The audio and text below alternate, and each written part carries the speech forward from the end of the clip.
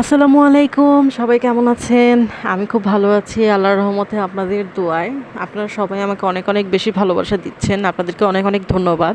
এই তো সেদিন আমি পেজটা খুলেছিলাম, আজকে দেখতে দেখতে 6K হয়ে গেল। তো চলেন আজকে একটা কার্যকরী টিপস দিই আপনাদেরকে। খুবই একটা মজার জিনিস, আর এটা খেলে না আপনাদের ভরপেট খাওয়া হবে। ঘরে কিছু নেই, আপনি চাইলে এই একটা জিনিস দিয়ে একদম ভরপেট মজা করে খেতে পারেন।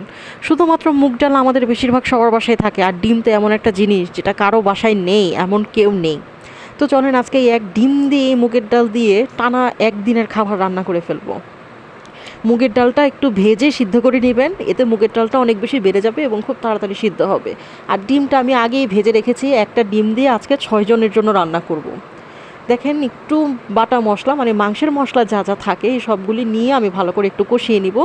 কষিয়ে নেওয়ার পর ওই যে মুগ ডালটা সিদ্ধ করে রেখেছিলাম সেই মুগ ডালটা এই মশলাটার মধ্যে দিয়ে একটু নেড়ে চেড়ে ভালো করে কষিয়ে দিব।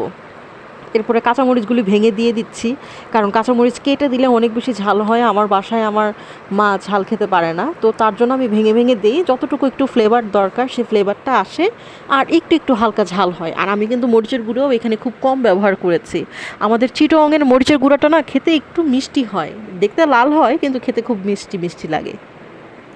তো দেখেন আমার ডালটা একটু কষে এসেছে, এখন আমি গরম মশলাটা অ্যাড করে দিব, একটু লবঙ্গ, দারচিনি যা যা লাগে। আপনারা চাইলে আর একটু মাংসের মশলাও অ্যাড করে দিতে পারেন, তবে আপনারা যদি ডালে হালকা মশলা পছন্দ করেন তাহলে মাংসের মশলাটা অ্যাডটা না করাটাই ভালো। এখন এগুলি দিয়ে আমি একটু পানি দিয়ে দিব, পানি দিয়ে ভালো করে নেড়ে চেড়ে আর একটু বসিয়ে দিব যাতে ডালটার মধ্যে মশলাটা সুন্দর করে ঢুকে। আর আমি কিন্তু টমেটো দিচ্ছি, আপনারা চাইলে এটা অ্যাভয়েডও করতে পারেন। আমার বাসায় সারা দিন সব তরকারির মধ্যেই হচ্ছে টমেটো যায়, টমেটোটা আমাদের নিত্য প্রয়োজনীয়, এই জন্য টমেটো দিয়ে দিলাম। টমেটোটা দিলে একটু টক টক লাগে, খেতে আরও বেশি মজা লাগে।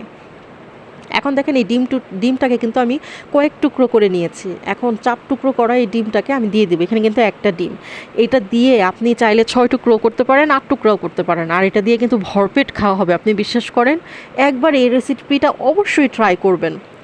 শেষে ধনেপাতা দিয়ে দিব, আর ডিমটা দিয়ে কিন্তু বেশিক্ষণ জাল দিবেন না, অল্প একটু ঢেকে আপনি উঠিয়ে ফেলবেন, না হলে ডিমটা লাল হয়ে যাবে।